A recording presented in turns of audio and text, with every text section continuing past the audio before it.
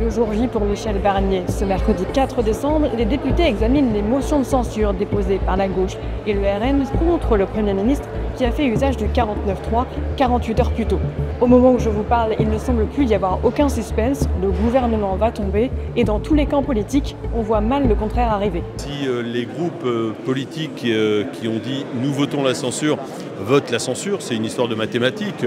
Effectivement, ce gouvernement sera censuré aux alentours de 20h. Tout est possible, mais en tous les cas, si j'en crois les positionnements à l'heure où je vous parle, manifestement, il y a une motion de censure en capacité d'être majoritaire. C'est un moment historique, mais c'est un moment qui est grave parce qu'on s'apprête dans quelques heures à rajouter du chaos à la situation de la France.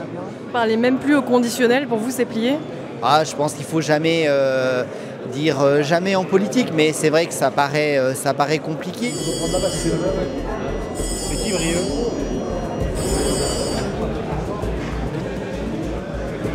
À 19h30, tous les présidents de groupe se sont exprimés à la tribune. Le Premier ministre a fait un discours qui avait des airs d'adieu. Je vais vous dire que cela restera pour moi un honneur d'avoir servi avec dignité la France et les Français. C'est maintenant le vote, puis le dépouillement.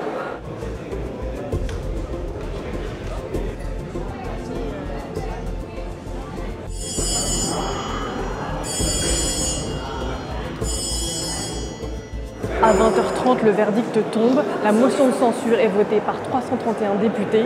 Le gouvernement tombe. Nous sommes prêts à vous amener sur un programme de rupture. Emmanuel Macron doit s'en aller. Et nous voulons montrer à tout moment, et nous démontrerons, qu'un autre monde est toujours possible et que le seul souverain dans ce pays reste le seul et juste. L'autre alternative, c'est celle de tenter la gauche au pouvoir avec finalement une non-censure du bloc central. Mais pour que ce soit possible, il faut que ça soit négocié en amont.